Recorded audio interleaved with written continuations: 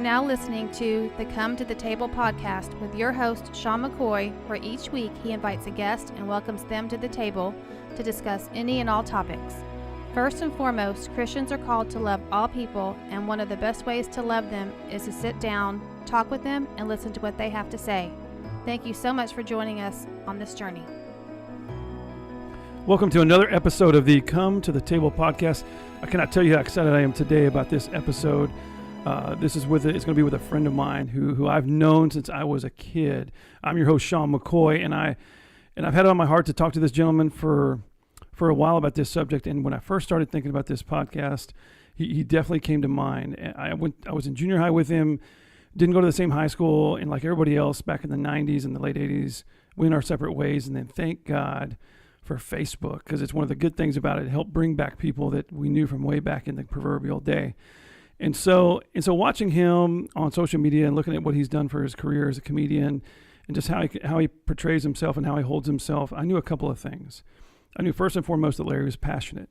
And my friend Larry Goodwell is he's very opinionated, but not just for the sake of it, but that he's passionate and he cares and he's actually wanting to do things. And he's wanting to create a little bit of turmoil. I think it's so interesting in society right now. If you look out into the landscape of entertainers and people that are out there getting people's attentions, comedians seem to be the last bastion, I've said this before, of kind of what I consider honesty. They're the ones that are looking out and kind of poking at things and asking those questions about and really kind of poking fun at, in a good way a lot of the times, some of these weird things about what we do. Politicians, entertainers, some of these people, even though they kind of seem a little bit disconnected from society, whereas the comedians seem to be very connected. And so one of the areas that I continued to see and I kept seeing Larry talk about was around race. And at the same time I heard him talk, we had a conversation about a year ago. He had some comments about faith and just kind of some questions. And I reached out to him and said, hey, I'd love to have a conversation. And he was in LA at the time, and we talked on the phone for about 30 minutes or so. And he was just like, he had some questions. He had some things he was wondering about. And I just wanted to take the chance to try to have some opportunity to engage with him because I cared about him and thought, if I can throw a little bit of knowledge or a little bit of something his way to get him to think about it, it would be worth the time. He took the time to answer. And then we went our separate ways in that sense, but still kind of kept in contact on Facebook and stuff like that. And so as this came about, I just thought, man, I want to get him on here because I knew amongst everything else that he would be honest. I knew that he would have no problem telling you or telling us what he thought about something. But but he wouldn't be up here doing it just for the sake of it, that he's really trying and ultimately wants to look at this issue and really pull it out into the forefront. And I think it's so important to look at it in that perspective, to look at it from a sense of listening to their story. And as I've asked him as he comes on, that I wanted him to come up here and really just kind of tell his version of stuff. And that's what we talked about before. It's not that he speaks for everybody that's African American or that I speak for everybody that's white or male or any of the rest of that stuff. But as we've talked about before, everything we do kind of represents it. If I do something as a Christian, and you can lump all Christians into that action, or if I do something because I'm from Texas or I'm from the South, well, then everybody from the South does X. And so while that's not fair, at the same time, it is his story, and it's about listening to what he has to say and letting him have that opportunity to discuss. And so without that, because this show is about coming to the table, I've said it. I'm going to go get Larry and bring him in. And then we're going to go off and we're going to have a conversation, y'all. All right, be right back. All right, we're back, and I have my friend, Mr. Goodwell. How you doing, Sean? How are you, my friend? You doing all right? I'm good, man. It's good to see you after 30 plus years. It was. We were talking a little bit before this. These things happen as we get warmed up in the show, but it's been probably since around 7th or 8th grade that we actually. 8th grade, we were 13. Yeah. So it's been 31. 30 years. 31. Yeah. Yeah, it's awesome, but it's kind of like an old bike that you ride. You get back on. You still look the same. Oh, well, thanks. I appreciate it. You look the same. You got a little bit. Kinda. He's got a killer beard. I'm a little jealous of the beard. Oh, man. I just grew mine out to where it is now, but and I know you're known for that. It looks good. Oh, thank you. So we definitely did not have beards the last time. No. That's how we were talking. We were probably a little more spry and a little bit. A little bit more spry and athletic and. But yeah, we were on the same 7th grade basketball team. That picture of me the other day. Football and basketball. Football and basketball. Yeah. So there you go, folks. You never know that person you're playing basketball with, you kids out there, if anybody listens, that could be somebody 30 years from now. You're still going to hang around with them or still get a chance. Never. And that's one of those things, too, I've learned, I'm sure as you have, that you never discount people you meet along the way. You just never know when that could come back. Never. No. No matter what. So hey, Larry, so as is the tradition here, as we get things started, instead of just jumping into the subject, I wanted to ask you a few questions. Okay. So one of my favorite podcasts is the Team Never Quit podcast. It's with David Luttrell and David Rutherford and Marcus Luttrell. Okay. Marcus Luttrell was the Navy SEAL from the movie Lone Survivor. Mm-hmm. And their podcast is about inspiring people around never quit stories and stuff like that. I've loved that podcast. So this is a free plug for them.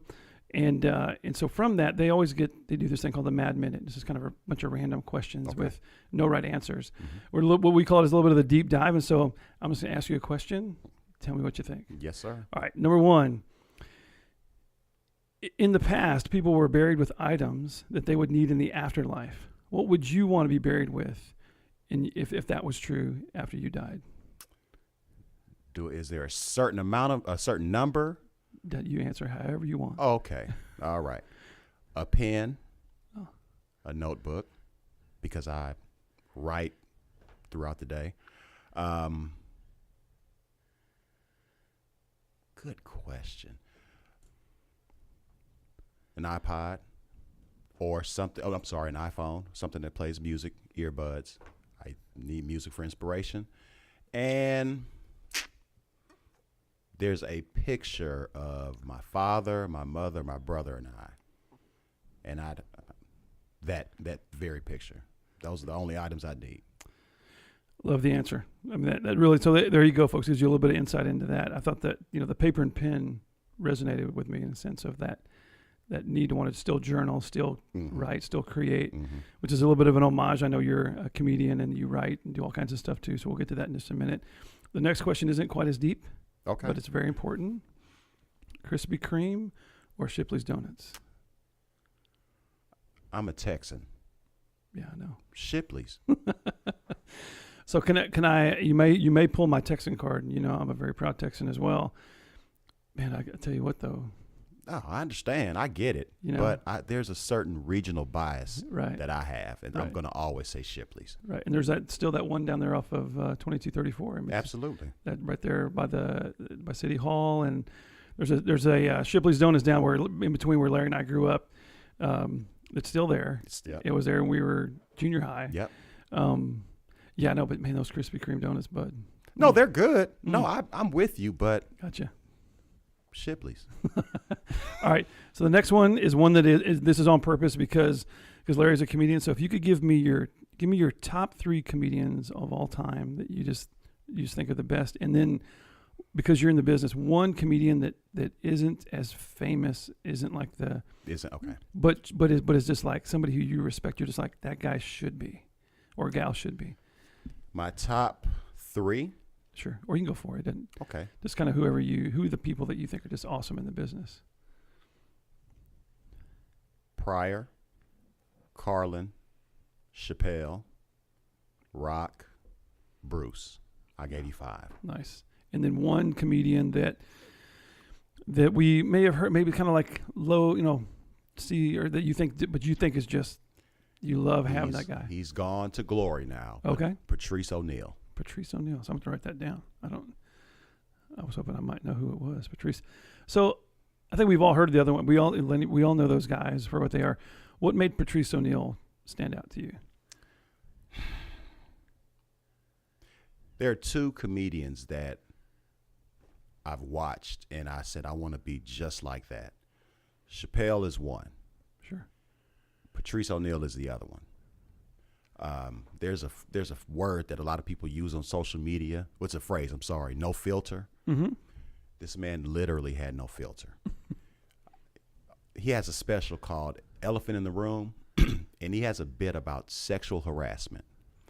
And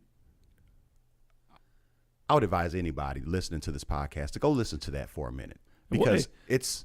We'll put it in the notes. I just wrote it down. It's extremely profane. You just said no filter. You gave us a warning. Yeah, but you said no filter. It's pretty awesome. Nice. Okay. So as because I'm just kind of curious. Well, we can come back to that because I wanted to ask you about that genre or that job specifically. I want to do the next two questions first.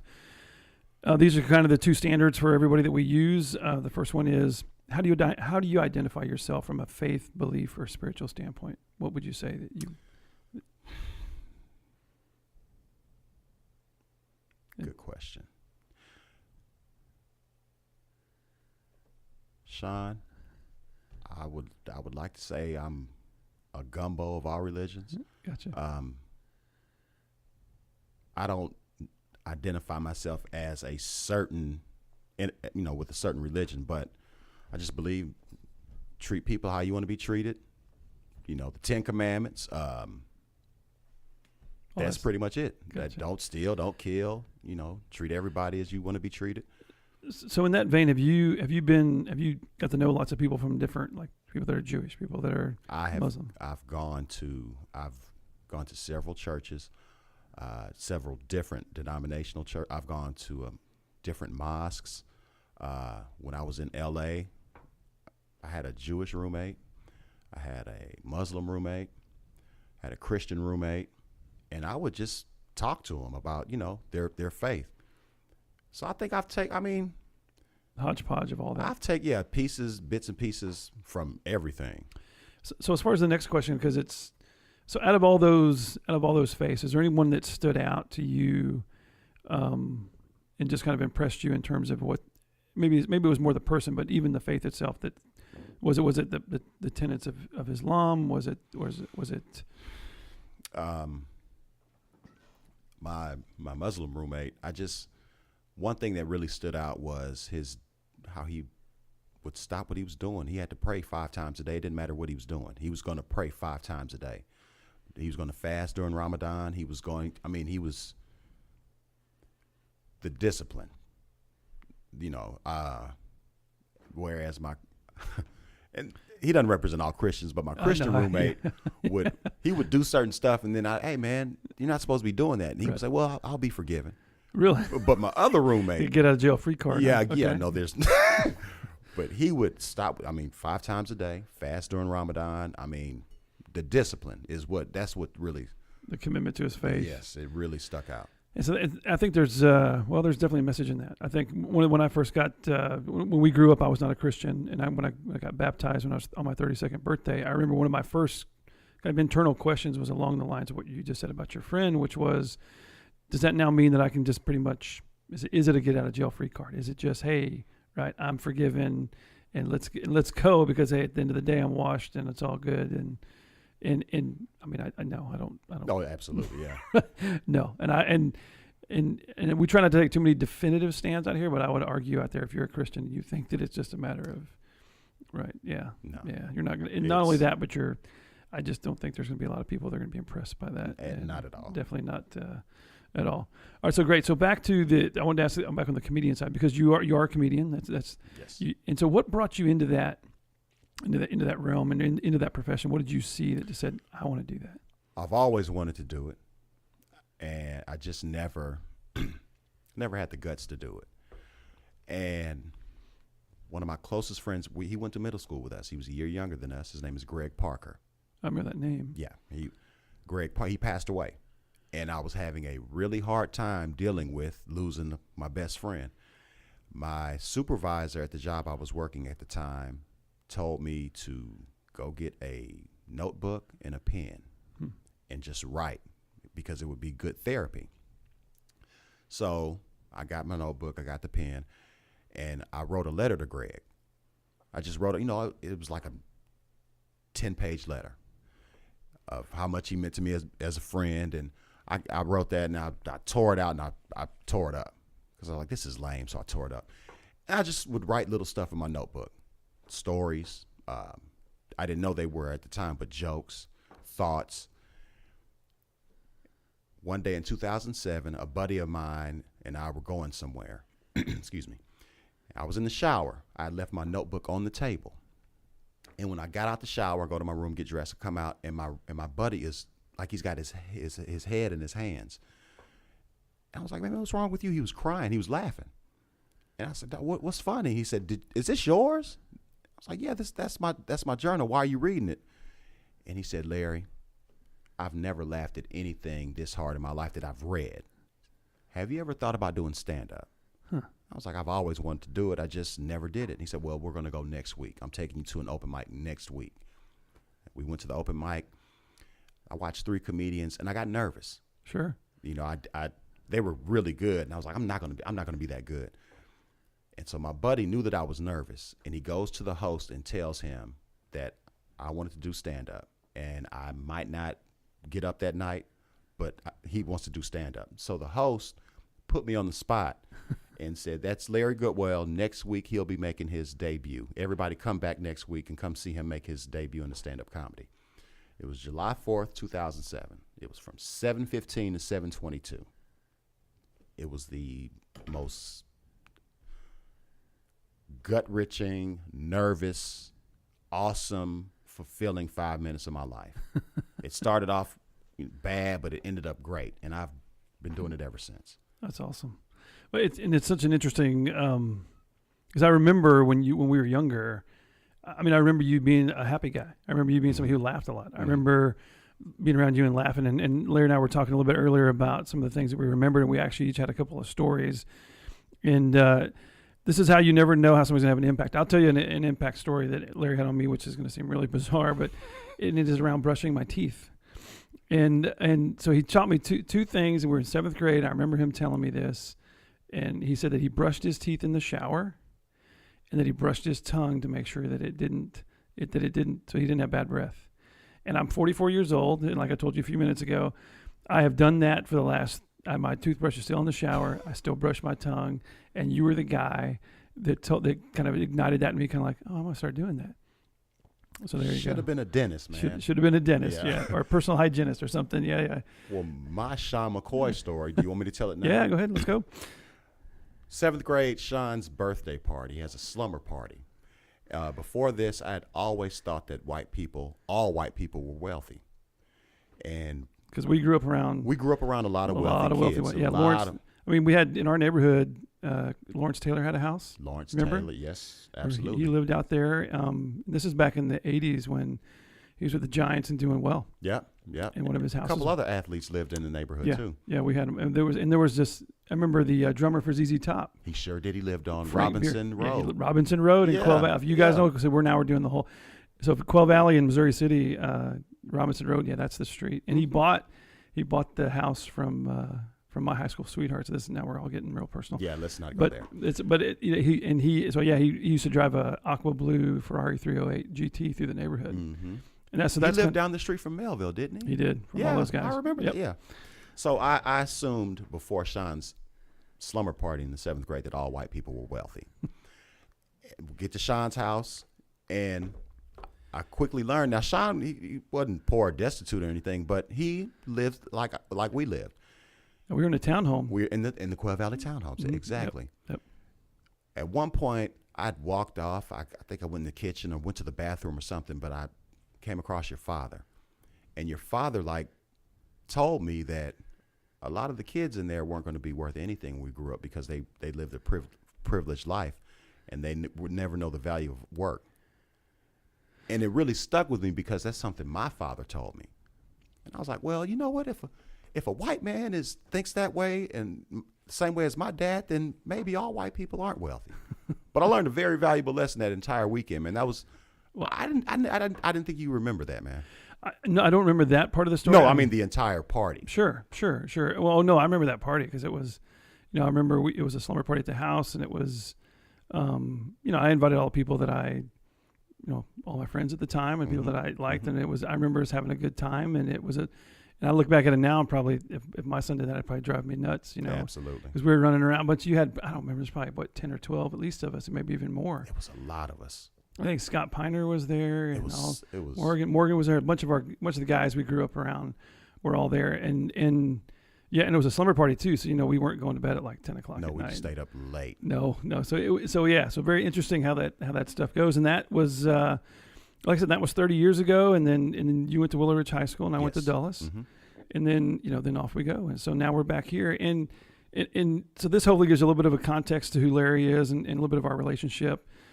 But of course, we're not here to talk about, all that, even though that's a great subject. Mhm. But as I invited Larry to, and I told him earlier, what I really want to do now is take an opportunity to turn the page a bit and look at this as a chance for Larry to tell a bit about his story or his experiences, or even, and we don't necessarily want to make this all about Larry. We're going to have a discussion around this, a respectful, open, loving discussion around what. And we were talking earlier, and Larry said it's the most divisive issue that we have in our society, Mhm. and I'd have a hard time arguing with that, right? That it is very, very easily divides us as far as that goes, along all kinds of levels and all kinds of lines. And so with the idea behind race and racism and all of that stuff. And so, as you all know, the hope of the show is to turn around, create an opportunity for a discussion at the table that you out there could listen to. And if you can hear part of Larry's story or hear a discussion between people that's respectful and open and challenges, and something Larry and I made a promise to each other earlier, as we're going through this discussion, if one of us says something around like a hot button, or kind of maybe it's something, I don't know, typical kind of response or whatever, and I don't even know if we will. And here's the thing too, I'm not trying to represent an opinion. If I'm not trying to present the white opinion, and you're not. I'm just Sean having a discussion with my friend Larry. Exactly. So okay, so there you go. So we've set the table a bit. So you hear the, so how would you like to start? How would you like to begin the idea of talking around? We talked about privilege, maybe talking about what that means.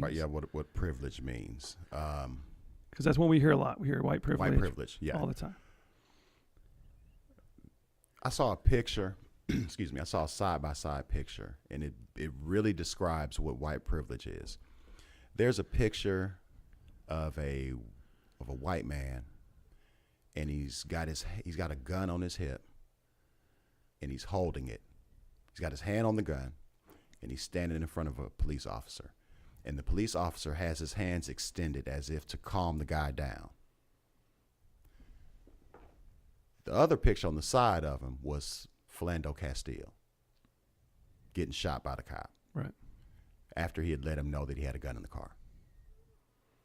To me, that really defines what white privilege is. The fact that you get to put your hand on your pistol in front of a police officer, and his is not on his, he's trying to calm you down. And then the other picture is a young black man who told you that he had a gun in his car, did everything the correct way, and still ended up dead. So that, to me, that defines what white privilege is.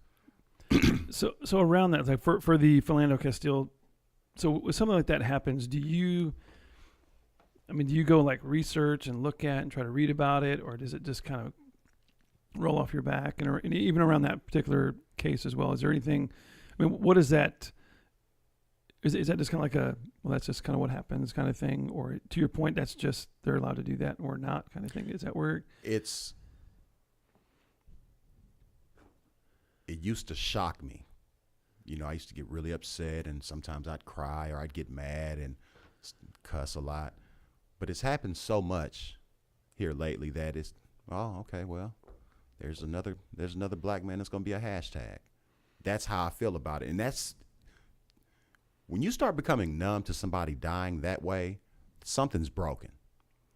Something's definitely wrong. And that's the way, whenever I see something like that, I'm like, okay, that's what happens now.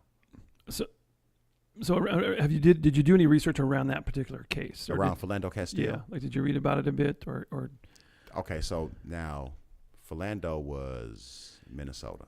I believe so. And he had the officer that pulled him over. His girlfriend was driving. She went Facebook Live. Right. She was. You see how I get them all sure. confused? Oh yeah. No. Yeah. Yeah. I read up a little. I didn't do any deep research into it. I just.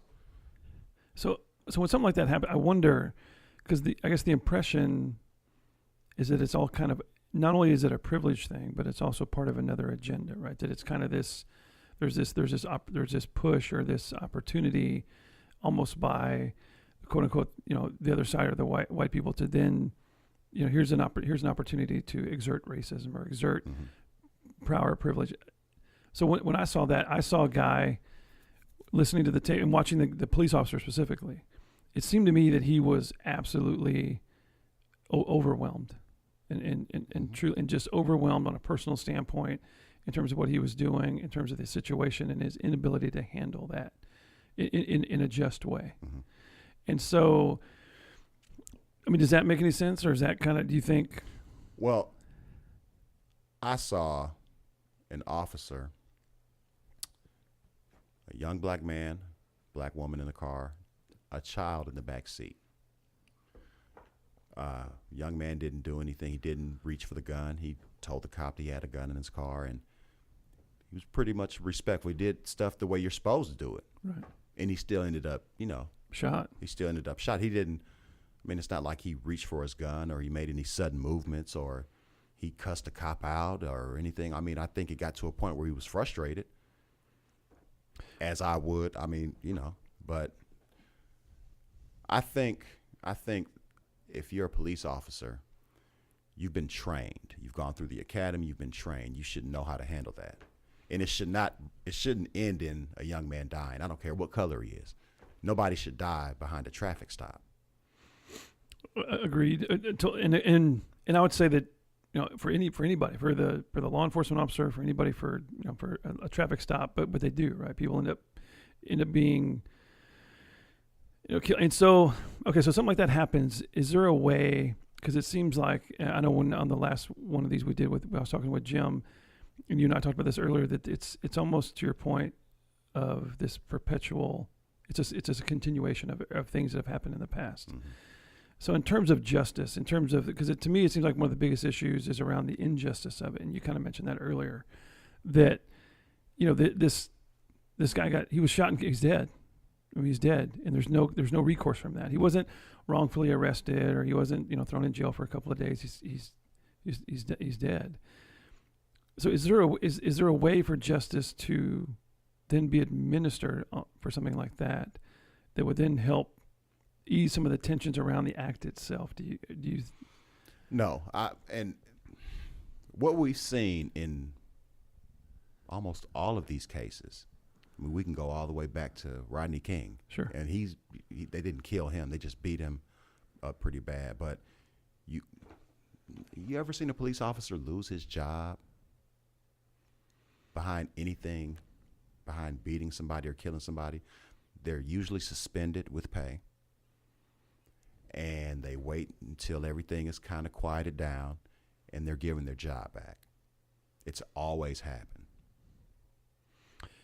And so to that, so the impression, like you're saying, is this, and so with that is that injustice, and so then it just seems to perpetuate. Because Sean, nothing has ever happened.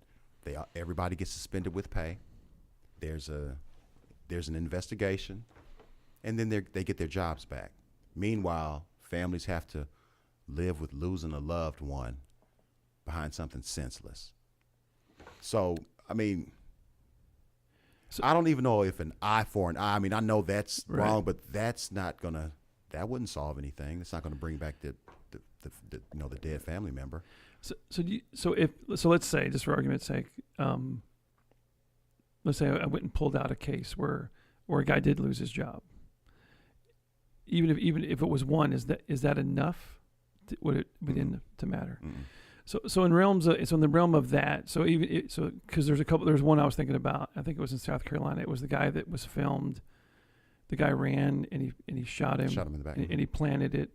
Mm-hmm. And I think that officer he's no longer an officer, but he got like 20 years or something. He was convicted and thrown in jail for it. But to your point, even if you do that, so then there's that one. Well, then to your point, there's kind of that other 19 or 20 or however you want to look at it. So that being the case, and not to put you on the spot or make it a decision. So what does the collective we do relative to that situation? Because in order to bring about that balance, if you will, that justice, if actual justice isn't going to help, I mean, is there anything that resonates with you in terms of where an answer may be, where what you look at and think, if this was a little bit different, this might help? No. Tell you why. And you named several cases where cops, ended up killing a young unarmed black person. If the one cop that you mentioned who got arrested and he's doing 20 years, it's not going to make us feel. It's not going to make any black person feel any better. I'll tell you why. Because we'll think about that. Okay, that's one case. But what about Philando? What about Mike Brown? What about Trayvon Martin? What about Rodney King? What about that? And then we'll go from that to, well, those are the only ones that were caught on film. What about the ones that happened 30, 40 years ago? If that's happening now, just think how many times it happened in the 30s or the 40s or the 50s. So, I mean, there's nothing that can happen. There's nothing that will make everybody feel a whole lot better about that. Nothing. No, there's no jail sentence. There's nothing. Would it? So to that. So when it comes to law enforcement, when you personally interact with them on that, with that kind of reigning over, from a historical standpoint, I mean, when you because I guess what I keep thinking about, I'm trying to. I'll tell you what I'm thinking about. I watched this video and I'll post it out there for us. It was through this thing called the Bible Project, and it talked about justice, and it talked about really the issues relative to a societal standpoint when you have injustice, when you don't, and really what justice means and what it means to be righteous, especially from a biblical standpoint. And it made me think of kind of what we can do, and I find myself, to be fair, and this may create some division out there with some people. But I mean, it saddens me, to be fair. It makes me I kind of get angry at the situation, but just that it's there, that there's that division. And so, and then you start but at the same time, I don't think it's fair to feel guilty, because I know a lot of people, and I know the conversations a lot of times go to, well, I didn't shoot the guy. I didn't shoot Trayvon Martin. I didn't. And if they did it, and especially if it's I think police officers should be given, they face death on a daily basis. I don't carry a gun to my office where we are today. I don't do that. And they deal with that on a daily basis. And I know a lot of police officers, and they just want to get home. But when I do believe that when they break the law, from their standpoint, it's a whole lot tougher to swallow than just a regular person because of where they are. Absolutely. And so, but I know they're just trying to get home. So it's this dynamic, this push and pull. But I also don't want to feel guilty or feel like, and I think there's a lot of people that are like, I don't believe that. I don't think that's okay. What do I do, or what can I do? I can only be one person. And so, I don't think that guilt or feeling sorry, and I don't think, crying or getting upset about it on kind of this end of it makes any sense. I think there's just action. As I think the only thing we can do is just trying to find some way to, I don't know, try to do something along the lines to show that this I don't know. I think it's not a matter of, breaking down the case and trying to say, well, here's this and this. Well, Michael Brown was doing this before he got that, but Philando Castile wasn't, and because that's a lot of times where I looked at it. To be fair, because I would look at each one of the cases kind of on a case by case basis. And I talked about this earlier, where I would say, okay, well, this one is. And we were talking about another case earlier today where I keep seeing them from an individual, right?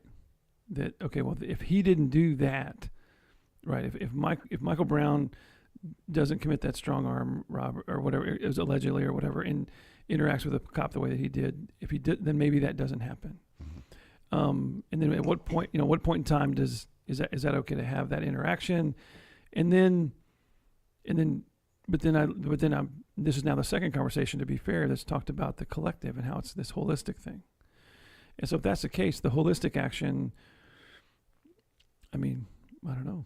I mean, I think other than continuing to just, I guess try to do better, or I don't want to be trivial and try to say it's more training or we have, or that it's people that get in positions of power that somehow is going to make it all better.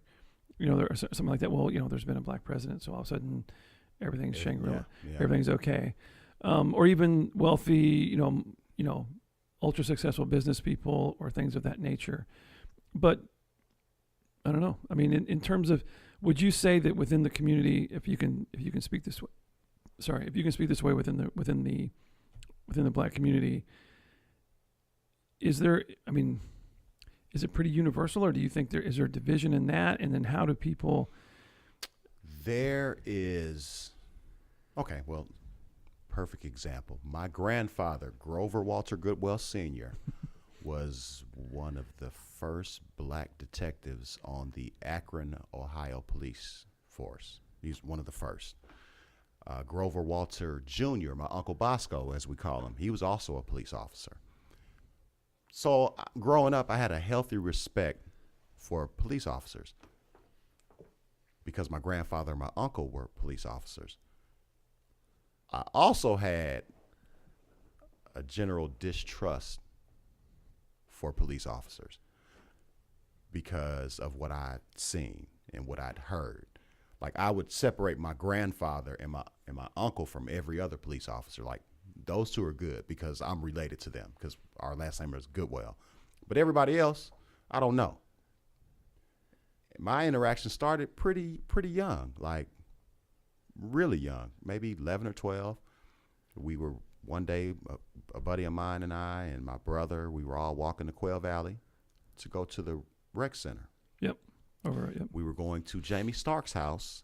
Okay. And then we were going to go to the rec center. On our way over there, Missouri City police officer stops us and asks us where we're going. Didn't know we didn't have to answer that question, but we told him we were going to our friend's house because we were going to the rec center. And he tells us that we can't come over there. You guys can't come over there. Don't you have your own basketball court in your neighborhood? And we were, yes, but we want to play indoors. He said, well, you guys can't. Turn around and go home.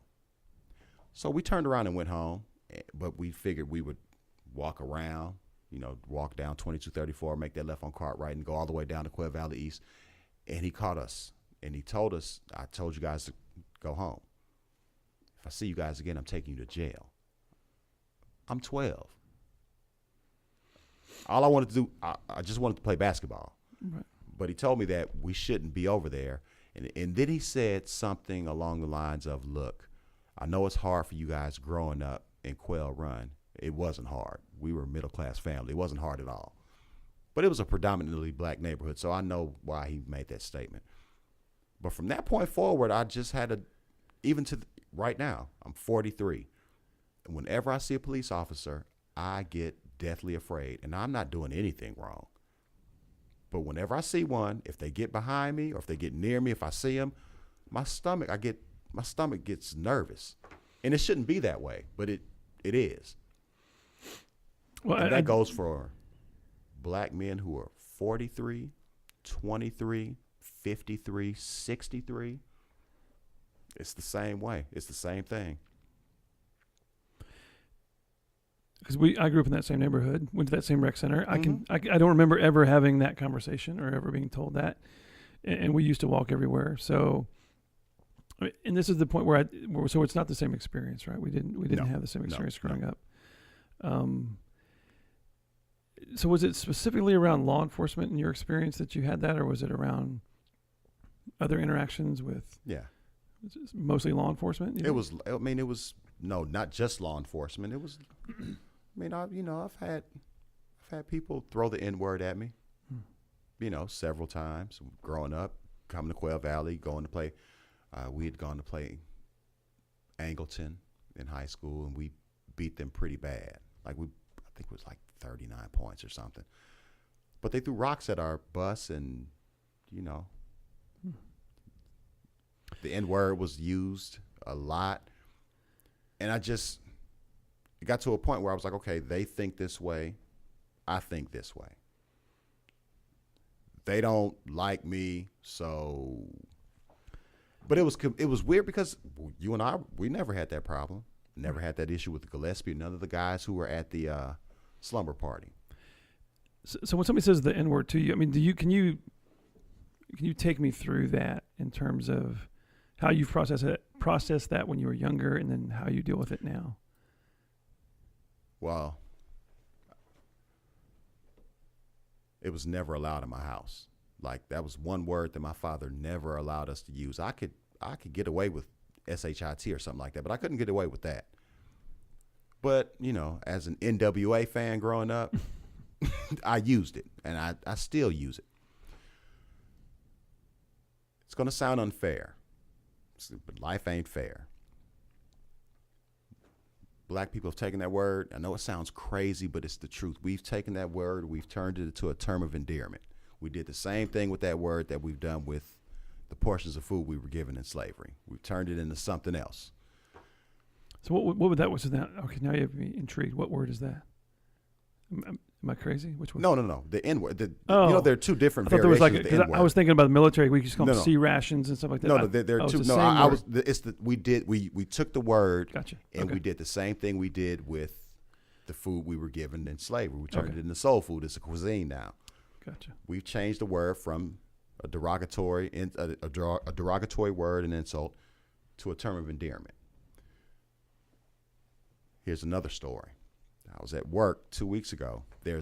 I work with this white guy. His name is Jack. I'm not going to say Jack's last name. But Jack uses the word. You know, you can tell he grew up around black people, and because he's got that kind of swagger. So he uses the word.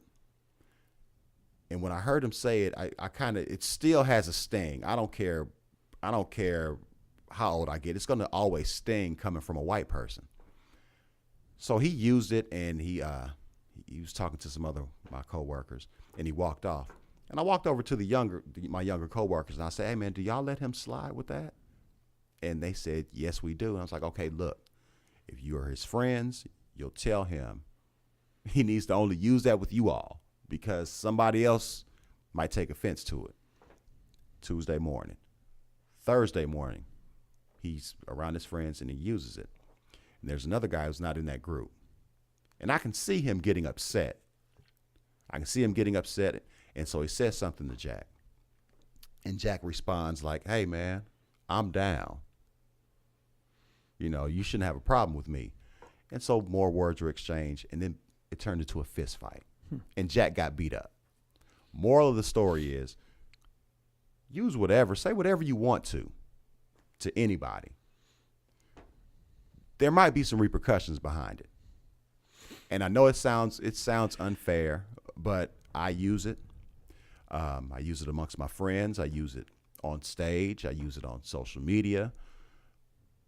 I use it to make people feel uncomfortable. People who don't use it, I use it to make them feel uncomfortable. And then when they question as to why I'm using it, then we have a discussion.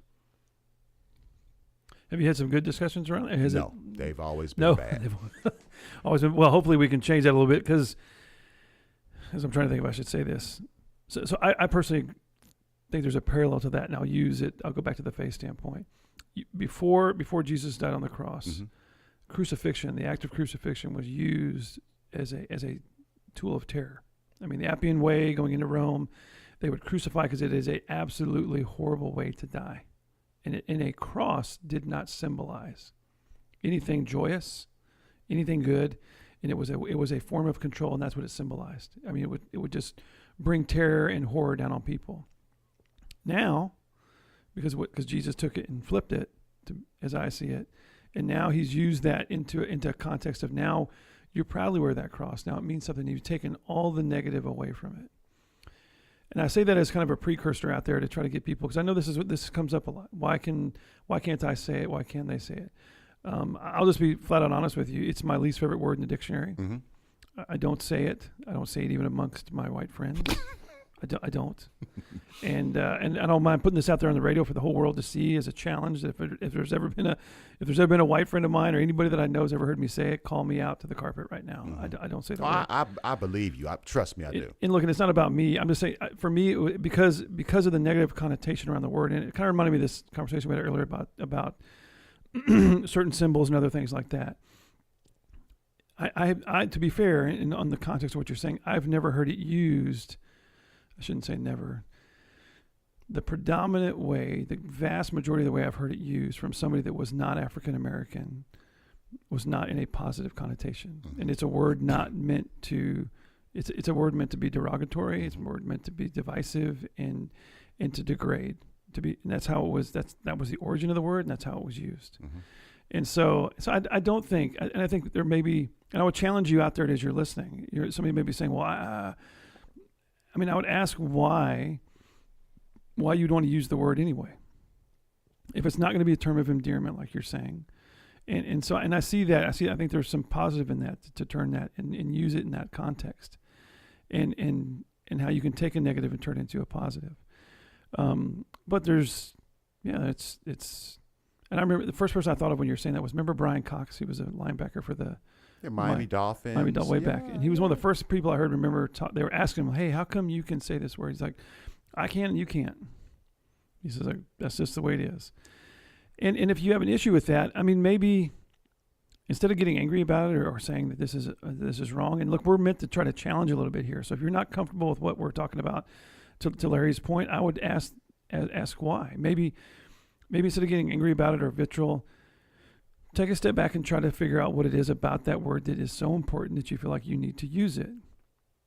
And then try to have a conversation with somebody like Larry, who's had that word used in such a way that is not meant to be positive in any stretch of the imagination, right? When people used it in a negative way, you knew it. Mm-hmm. And there's it's pronounced differently. Right. And it's the emphasis and probably the environment obviously probably would said to that. And so I think that's fair. I think that's more than fair. And I would challenge you out there as you're listening, as you if you do get a chance to come to the table and talk to somebody about this, see how much this resonates with somebody else as far as that goes, and if they do or don't have an issue. And even look, if we sat around and you told me that, hey man, you can say it or whatever, my boy, we're cool with it. I don't know. I think it's just it's the history of the word that I have a real issue with, and how it was used and why we should even use it. And maybe the we is our we, but I think it just shows some progress to say how you can take the word and flip it, much like I think the other model, and how we can take things. And there's the old, it makes me think of Dan Brown, the book, the Da Vinci Code book about how the swastika used to be, I think it was the Sioux Indian number 7, I think was what it represented, and now you look at it and you don't think the number 7. No, you don't. So I think it's all about context. And so, look, if we haven't totally lost you, or you think, oh my gosh, one way or the other, I would challenge anyone out there to have this conversation on both sides, to say, hey, why can't I use this word, or why can't I, and then go into the history of it, because I would imagine, like in your up until the time. So when did that? So help me understand, when did the transition, if you will, happen where you went from hearing that word in a negative connotation and into this kind of positive? Was it around music? Was it around your friends? Did you make a conscious decision to make that happen? No. I just used it. I mean, were you ever worried about it coming across wrong with a friend? No. When I was younger, this is going to sound so ignorant, but I would use it, like if I was around my friends and there was some white people around, I would say it a little bit louder just to see their reaction. Like, aha, I can say it, you can't. And I stopped doing that, because there's nothing good that's going to come out of that, because somebody's going to use it. It's going to be a confrontation, and I'll probably go to jail. But there wasn't a certain point in my life to where the light clicked on and I said, oh, I'm going to start using it. I've always, like my friends and I, we've always used it. We've always referred to each other that way. Did you ever have have a black friend tell you he doesn't want you to use it? Yes. Interesting. Yes. And how did you take that? I said, please. And he said, no, I don't want. And his name is Matthew Eaglin. Oh, I know Matt Eaglin. I know you know Matt. Matt, and never did. I never. If another black man tells me, look, I don't want you to refer to me as that, I'm like, hey man, okay, no problem. I'll just say it about you when I'm away from you, but I'm not gonna say it to you. No. Gotcha. If somebody, if they request that, I have to honor that. So that obviously this represents part of that division and that history. For you, was that moment around the police officer when we were younger? Was that when you first really understood that there was races per se? Was that when did it kind of?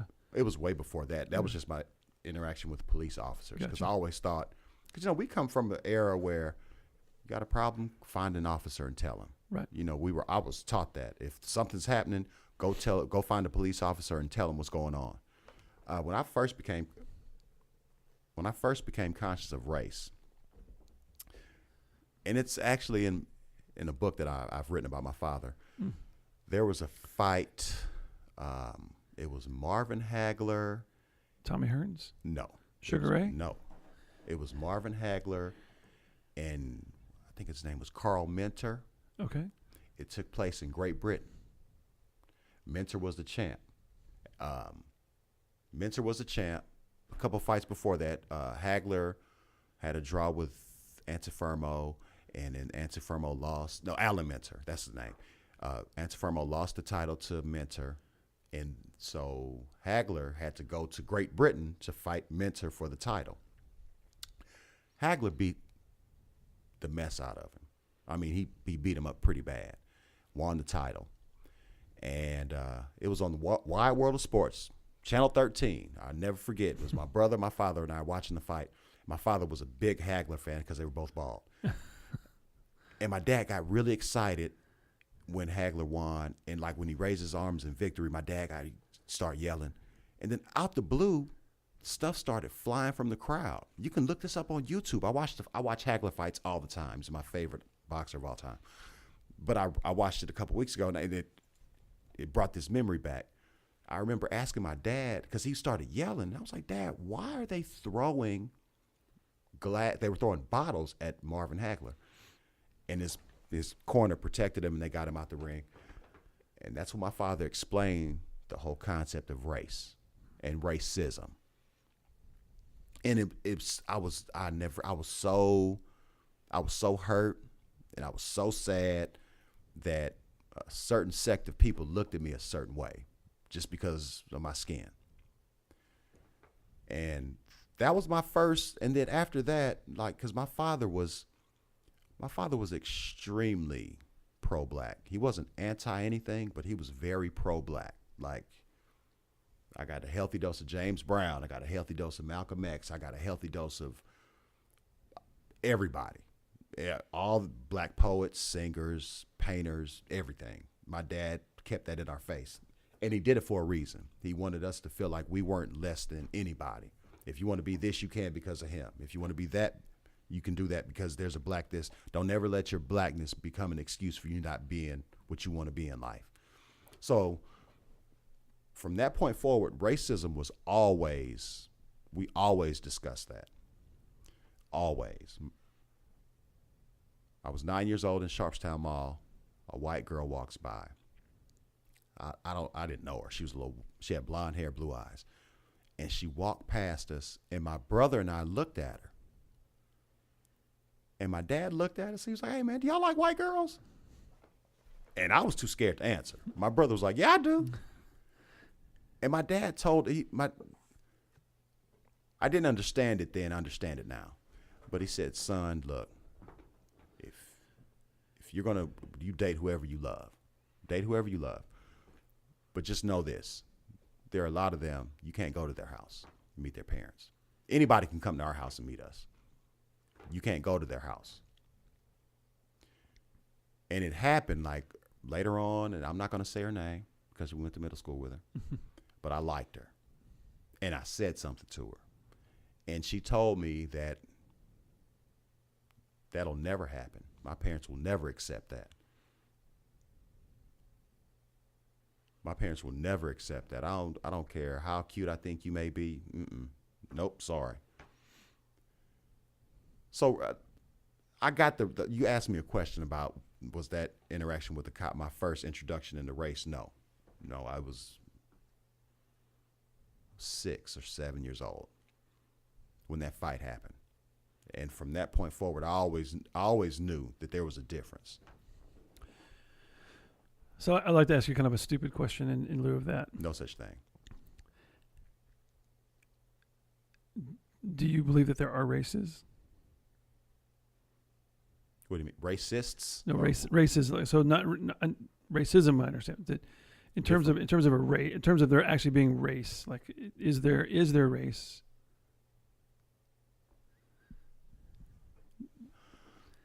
Nah, I you know where know, you're going. you know where I'm going with this? I know where you're going with this. Right. Okay. But I'm going to say yes. Okay. So, like in the context of you see things, lack of a better phrase, no pun intended, black and white and whatever, Asian and whatnot, kind of, in a sense. Yeah. Okay. And so I guess where I know where I struggle, and I think a lot of there's people out there too. So for me, like from both a biological and then from a scripture standpoint, I get that there's different color skin and hair and whatnot. Where I struggle is I don't believe in the race. I don't believe there's races from those standpoints in terms of the eyes of God and in terms of science and research and things of that nature. Now, I'm not going to be naive and stupid and try to say that there's not the race as we've come to know it in terms of culture, in terms of how it's been defined that's out there. But I would say that and I do think if you look at it, culture is what does the word culture mean to you? Let me ask you that way. If somebody says culture, does that? Whenever I hear culture, I'm not going to give you the Webster's definition. No. Yeah. What does culture mean to Larry? I think about music, cuisine, art expression. Sure. Style. Those things. Sure. So cultural appropriation was brought up in one of our other podcasts, and that's where. Are you familiar with the phrase? Absolutely. Okay. Absolutely. So does that? So if a guy, let's just play the scenario out and pardon all, generic demographic aspects of it. White guy decides to start speaking or starts acting like he's quote unquote black. I'm sure you've seen that. Absolutely. There was a guy that I was in the Navy with years ago that you remember Mr. White Folks from Pimps Up Hose Down, the documentary? Yes. Okay. So if that guy had a clone or a son, this was him. I mean, literally this guy, I'm not kidding you, to a T, and anybody that's on my ship back in the day knows that. And this guy was he grew up in East Los Angeles, I believe or he grew up in LA, somewhere in LA. I think it was in South Central now that I think about it. Okay. So he'd grown up in that environment, so to speak. And he identified in every way of his. I mean, he only dated, and he was as white as paper, man. I mean, almost like translucent white, and blonde hair. And he was older, and he was just that. But that's how he carried himself. That's how he talked. That's how he acted. If I can use that without being absolutely, yeah. And so, there were some people that didn't like him for that. There was white people on my ship that didn't like that, and there was also black people on my ship that didn't like that. They kind of looked at him differently because of that. But in terms of cultural appropriation, is it okay for him to do that? When you saw that before, did you feel like it was somebody kind of taking away, or was? No, I'll tell you why. Because you can tell. I know I can tell. If somebody grew up that way, that's all he knows. Right. But if he grew up another way, like Malibu's Most Wanted, the Jamie Kennedy's character, if he grew up, a certain way, and then he sees this on television, he says, "Oh, I want to identify with that culture because it seems fun," and right. That's when gotcha. that phrase comes into play. But no, if you grow up like that, because let's draw up another scenario. I know plenty of black people who didn't grow up in predominantly black neighborhoods or go to predominantly black schools. They went to school with Hispanic people. They grew up in Hispanic neighborhoods. They speak fluent Spanish. They marry Spanish women or men. They cook and quote unquote act and dress and all that like they're Hispanic. So if you grow up a certain way, no, that's not appropriating any culture. That's how you grew up. And so there's kind of an extreme example of that. You remember the lady that... Rachel Dolezal? Yeah. You know where I'm going? Yeah. So when you see something like that, I mean, is that kind of an extreme case of that? And then how's that? Yeah. Because she told everybody she was black. She told me that versus, hey, I'm white, but I grew up this way. Right. She didn't grow up that way. Let's just be fair. She didn't grow up like that. but she lied. Yeah, that's a problem. If you're lying, that's a problem. And I know she worked for the NAACP and she was for the advancement of colored people and whatnot, but don't lie. You don't have to lie. You can do the same thing as a white woman. You don't have to lie. So I remember when we were kids. I remember the commercial, the United Negro College Fund commercials would come on, and then I remember the NAACP became popular, at least in my little world. Mm-hmm. And now we see this now. EEOC started coming up and things of that nature. How do you? Do you personally? You're like, in terms of kind of that helping get a step up to create kind of an equal opportunity. Are you okay with stuff like that, or do you not like I don't want your handout, or do you? I don't know. What does that stuff? How does that stuff resonate with you? I will take any handout that's given to me. Gotcha. I would suggest anybody who's in need of a handout, take it. If they're giving you a handout based on the color of your skin, it doesn't matter. You need that handout, take it.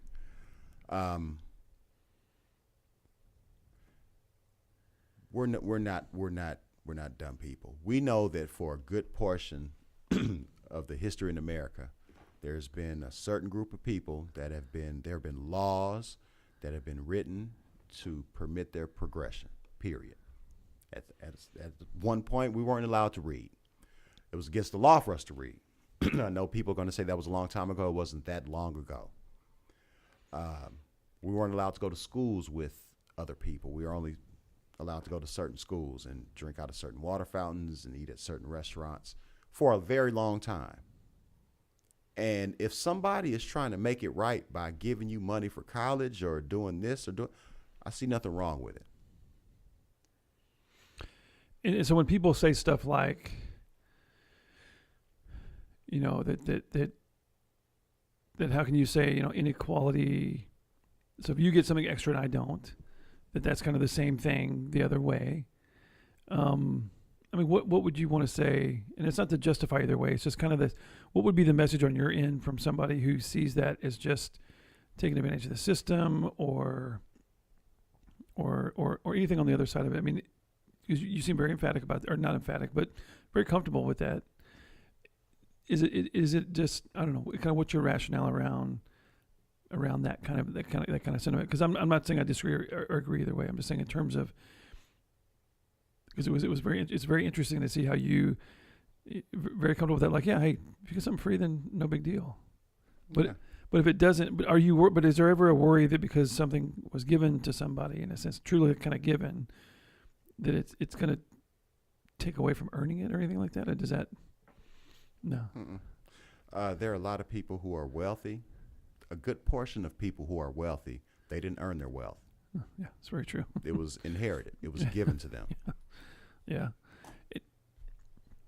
So I was thinking, I know there was a post recently that you were commenting on, and it kind of struck my. It was with Floyd Mayweather. Yeah. It was the YouTube live video, Mm-hmm. and not YouTube. It was Facebook Live, I think. Instagram. His Instagram, but yeah. There's so many now, right? Twitter's got theirs, so and much. Periscope. It's like it's one of those wings where he's talking in the camera and all this other stuff. And I remember because you mentioned earlier you're a boxing fan, and it made me also think of another story when they had the big Mayweather fight with McGregor. And it seemed to me like there was a bit of a society that we were trying to placate to the obvious in those two, right? Here you have this highly vocal, white Irish guy, and here you have Floyd Mayweather, who's very vocal, and highly successful boxer, and he's black. And it was almost like I felt like the world expected me to choose a side and already assumed which side I would take. I mean, you're a bit in entertainment. I mean, how much of that was that just an entertainment opportunity, or was that just trying to perpetuate or keep that kind of division? Do you think there's anything out there that's trying to keep that division there in terms of things like that, or keep? Absolutely. Yeah. Before that, maybe right when they announced that the fight was going to happen, I got on social media and said something to the effect of, the fight's official now. expect for racial tension to ramp up. Right. Because they have to sell tickets to this fight. Yeah, and that's what it seemed to me like. It was just a big thing about money and putting and the amount of money they both got paid. Because it seemed to me, to be fair, on the outside looking in, from a pure boxing standpoint, the idea that McGregor was going to be able to outbox Floyd Mayweather, I don't skin color aside. No. I mean, from a pure boxing standpoint, if you know anything about boxing and how points are accumulated and how what you're really trying to do, especially somebody like him who's such. I mean, to be fair, you may not like Floyd Mayweather, but from a technical standpoint, probably one of the best technical boxers. Exactly. And it really didn't matter how much of a badass McGregor was, because you're going to go from a guy who, who's multidisciplined to now all he can do is box, and that is it. You're going to put him up against one of the best of all time and expect the guy to win. I think it was very impressive that he lasted as long as he did. He did a lot better than I thought he would. Sure, but I also wonder if that wasn't part of Mayweather's. It was. Right, let him wear down. Mm-hmm. You're going to get him on points. You're going to get you just win the rounds, and that is truly boxing. It's not just knocking somebody out. But I almost kind of felt a little bit of sadness to it, because it's like, here we go again with now where you have all these white guys on the other side that are just wanting him to just lay out Mayweather, and they would just love to see him, just tattoo him. And then the other side, you had kind of the same. I cannot wait to see Mayweather just drop this idiot on the other side. And so I didn't. I don't know. I was kind of going when I started with this with the idea of kind of calling, because Mayweather seems now to have.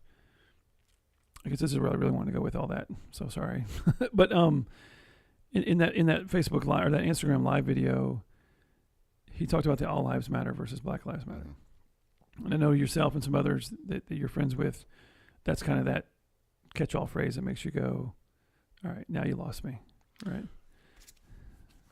And I'll tell you why. Sure.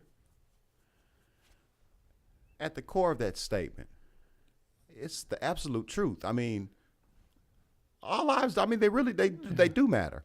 But all lives aren't being extinguished at the rate that black lives are by police officers. So when that started, excuse me, when the Black Lives Matter, when that movement started, it seemed like, okay, people were hearing that. It was like, oh, shut up. Yeah, we get it, but all lives matter. It wasn't created to further black life. It was created to shut that up. Like, oh, shut up. All lives matter. What are you complaining about? So whenever I hear a black person say it, it rubs me the wrong way, especially somebody with that much influence who can be doing so much more to say that. And then I know you heard the rest of the other stuff he was saying. Yeah. No, I did. And I mean, I respect him as an athlete. I respect the discipline, the dedication. But as a person who I've never met, the person he portrays himself to be, I don't like him. I mean, I can't beat him up, so that's where it stops. But I don't like the image, and I think it's toxic. Yeah, I don't doubt your hands, but I think maybe against his you might. No, well, in this situation, you definitely should doubt my hands. Yeah, so it's a and he went on to talk about, which I thought was interesting. He almost kind of complained about. He was talking about the TMT label, his logo or his brand, and how. And that was a crock of BS, because I have never in my life seen a white person in anything TMT. When I lived in Los Angeles, I spent a lot of time in Vegas. Did shows in Vegas. I would go have fun in Vegas. I'd hang out a lot in Vegas. And that's Floyd's town. Right. And every person who I saw in TMT looked like me. They were black. They were, so I don't know where he got that from. So that's one that comes up a lot around, for lack of a better phrase, selling out, or kind of, there's other phrases. Uncle Tom is one that's used quite often. No, I don't. I found out now. I found out that Uncle Tom is actually it's always been used as a derogatory term, but it's not. If I implore you to go research Uncle Tom and then see see why I'm saying what I'm saying. Like we use it a certain way. It shouldn't be used that way.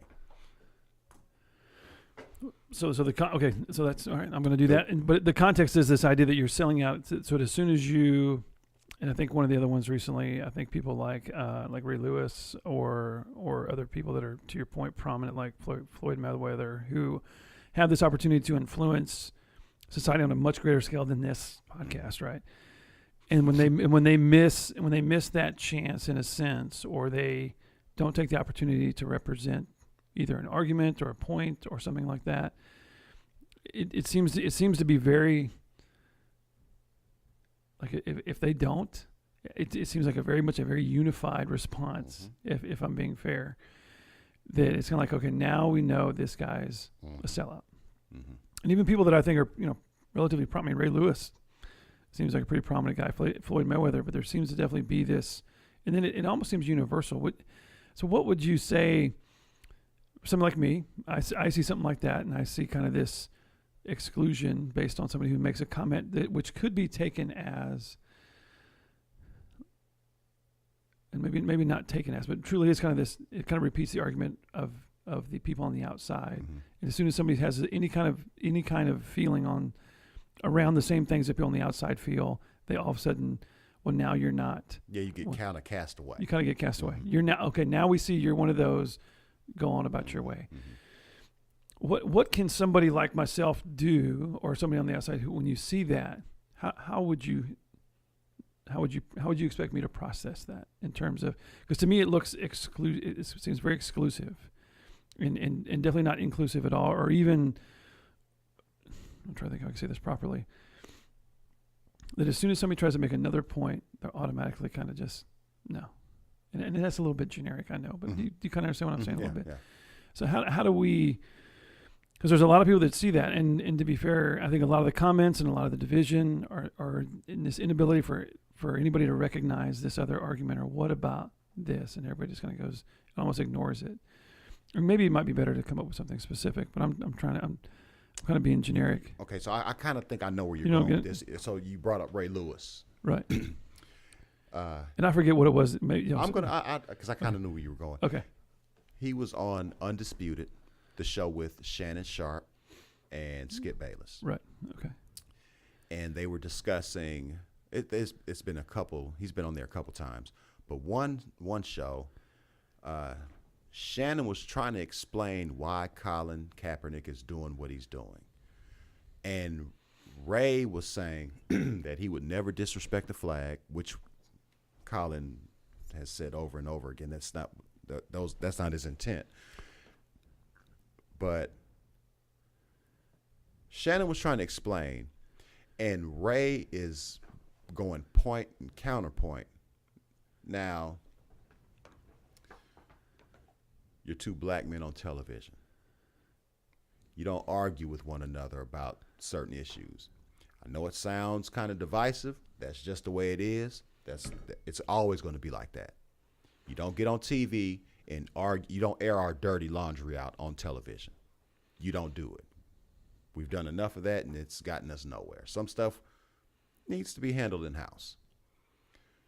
But Ray said, well, Shannon, what about black-on-black violence? They're killing people like...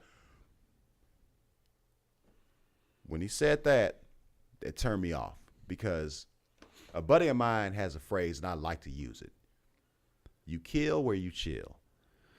People kill where they live. Right. Like, you're not going to find me, a black person going to a predominantly white neighborhood and kill. No, you kill where you live. Hispanics kill Hispanics, whites kill white. So for you to bring that up. Yeah, I actually read that. I actually read that somewhere, and maybe I can try to find it and put it in the notes, but there's actually some... So that phrase definitely explained it all in a very short period of time. Yeah. But there's actually demographics out there or statistics. Oh, gosh, I was remembering. I think it's one of the other podcasts I listened to. But their point was, and I think what he's saying, not what he's trying to say, but what he is saying is, well, if you're surrounded by nothing, from a neighborhood standpoint, if it's just me and a bunch of, it's 100% white people, any crime is going to be white on white crime. They're white on white theft, white on white, whatever. Right. So for you to bring that up, like he brought it up as if to say, hey, you guys don't deserve equal rights until you handle your problems with one another. And that's just not fair. You wouldn't say that about anybody else. Like you don't get full, the police aren't supposed to serve and protect your neighborhood until you guys get it together. Then when you stop killing each other, the cops will come in and take care of you. No, you don't say that. And that's what that turned me off. Besides, it's totally wrong. But so one of the things, is it fair to? One of the things I've got now from these conversations, and I definitely appreciate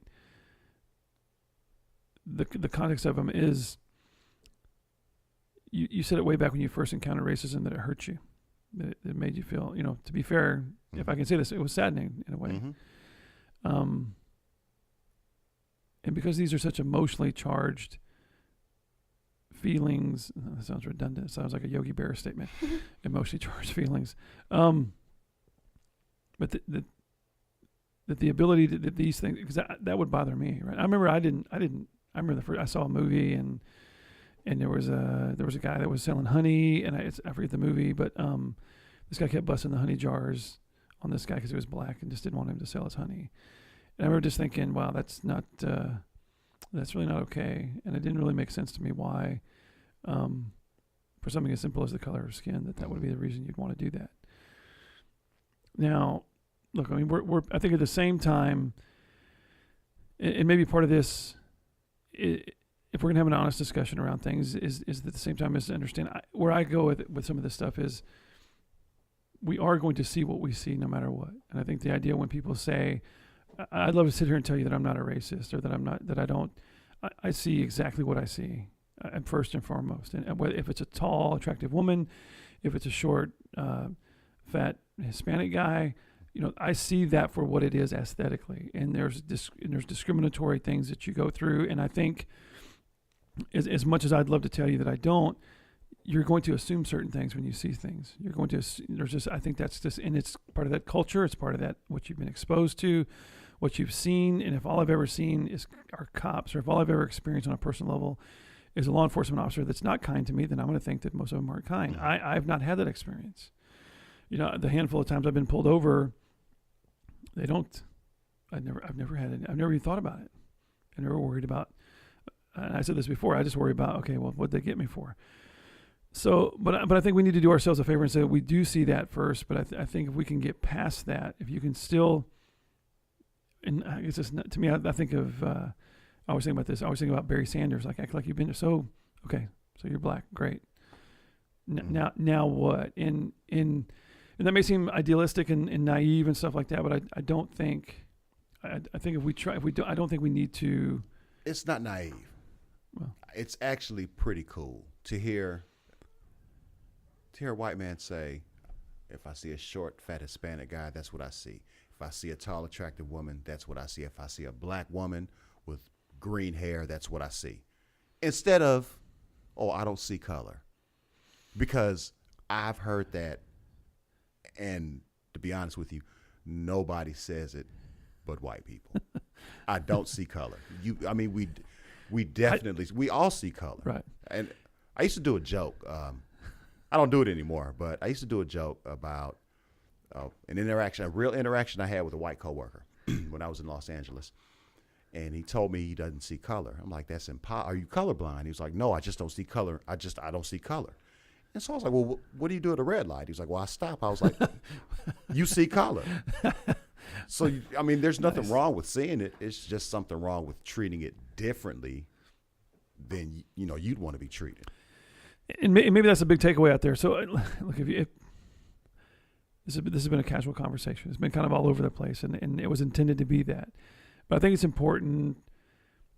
I think that's important. Challenge yourself. I would challenge those that are listening on either side, on any side for that matter, that we do see those things. And I think that maybe the idea is to see that first, and then get past it, right? And then not let it. When I would think about pretty women, like just because a girl's pretty, right? That seems to be the death knell. Was for me when I was younger that, oh my gosh, that means something special. And you get bit enough times, you're like, well, that really doesn't mean It fades. right. It does. And I've been very fortunate that my wife's both nice to look at, but also She is. You married up. hey, all day. I'll punted your coverage. Hey, that's okay. I agree. You should see our whole family get together on that side. It's all the cousins. And anyway, I digress. But they got these three Neanderthal guys. But anyway, so to that, I mean, I think hopefully that's one of the big takeaways. And I think there's an element to that, which is that level of that honesty and you do see it, right? You are going to see those things, and you are going to. So what would you say though at the same time? Because now this kind of clicked in my head something. So when people do portray themselves, or they do dress, act, present themselves in a certain context, if that's fair, and if that's what I take from that, so if we do that, let's say, oh, hey, and I look over and see something, and the impression from that is, okay, is that even right to say that? I may feel like I'm kind of off the grid a little bit. It's a casual conversation, right? But so in terms of what's like a pretty girl? Like if a pretty girl's dressed, I mean, girls can dress nicely, and then they can dress for a purpose. What about like when you dress? Are you trying to portray an image? Do you want people to know certain things? And is that part of or do you care, or does it? I'm not going to lie and say I don't care. We all care, right? To a certain extent, we all care. If we didn't, we'd be naked. But type of image I'm trying to portray.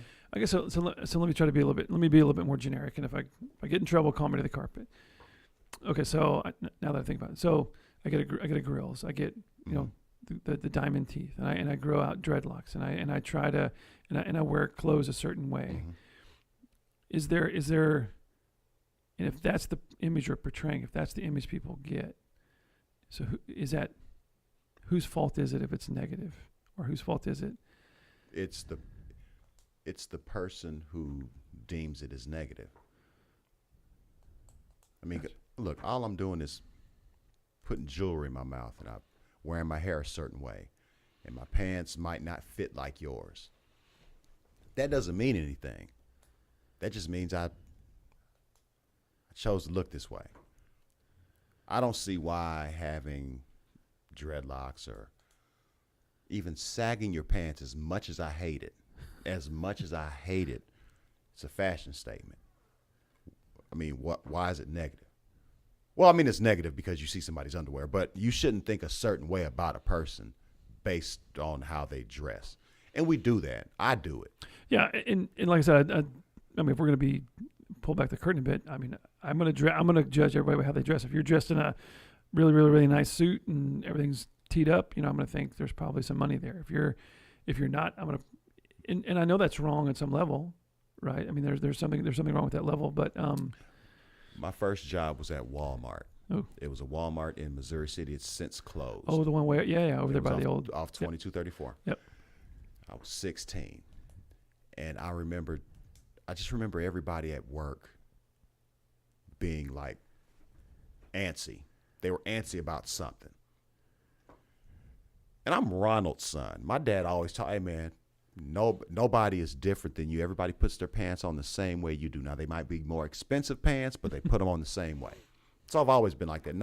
I don't let people get me antsy or nervous. I try not to. But everybody was just, and I was walking down an aisle to pick something up, and this older white man stops me, and he asks me where, I forget what it was, but he was like, man, what's this country?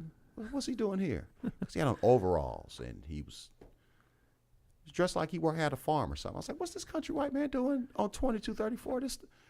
And I told him, he's like, hey, thank you. And he walked off. And so as I'm walking back to where I think I was going to the back office or something, to the break room, one of my coworkers stopped me and was like, hey, man, do you know who that is? I was like, no, he's just some country white man. And I walked off, and everybody was like looking at me, and I was like, why is it? I go in the break room, and I look up, and there's a big picture of this man. It was Sam Walton. No. So I look, he had on overalls. If I was to judge a book by its cover. I Sure. was like, man, he's not a billionaire. No. So I try not to, like, I've looked at certain people, even black people, look a certain way. He's dumb. But I can tell by the way he dresses, by the way he talks, he's dumb. He's in all honors classes. He's got a 4.0, or he went to Brown, he went to Harvard. You can't really do that. I try not to. It's natural to do because we're visual. You know, he looks a certain way. She looks a certain way. She's this, she's that. No, I try not to because I've gotten surprised a lot in my life. Yeah, and I think that's fair, and I have too. But also I think there's just that natural proclivity to do that, right? There's Absolutely. So if anything out there for people that are listening, so I'll be honest with this whole thing. This has been a great conversation. I don't know if it's meant anything, if people are going to be listening to this thinking we're just flat out crazy or whatnot. But hopefully what you're seeing is an opportunity to sit down and have your own kind of goofy, all over the place conversation that, especially because I just, and maybe I'm naive and I'll use that word again. In my experience, I don't think the majority of people want that division. I don't. Mm-mm. And I think something like what we just saw with Harvey, I think if you look at I just think most people don't. Maybe they don't know how. And maybe the conversation could be around something like that. Maybe it is, just kind of putting it out there that, hey, I look at things and I see things differently. I don't understand why this, that, or the other thing, and put it out there. But allow that conversation to happen and allow it to be something where people turn around and say, well, I don't understand this either. And on the other side of it, it's a little bit of the culture thing that this is what this is what we quote unquote are used to, or this is how we grew up. This is what we've done with this. And so this makes sense in our world. And you and I have both been fortunate to travel, and been able to see things and experience things. And that's one of the things you'll find out as you do that and as you expose yourself to people that, and I don't mean that. I know what you mean. As you're transparent with people. As you're transparent, thank you. As you're transparent with people, that it's really, you're going to find out that we have a whole lot more in common than we don't. And so we're right up. We could sit here and talk some more, and I'm sure we will. But from this standpoint, some of our podcasts are going to be just heart wrenching and ultra challenging. I think there's a little bit of both. I think it's a little bit light, and I liked it. I appreciated your time. Man, thanks for having me. And whenever I'll come back. I would love to, especially there are kind of the topics that are kind of maybe this is a nice segue for us when something does come up that's a little bit more even poignant, maybe like a certain area, a certain topic. Let's talk about this. So I want to wrap up the podcast as I do for every podcast. I'm going to pray. Absolutely. And then if you don't mind praying with me, and then we'll wrap it up, and then we'll go from there. So please pray with me, Larry.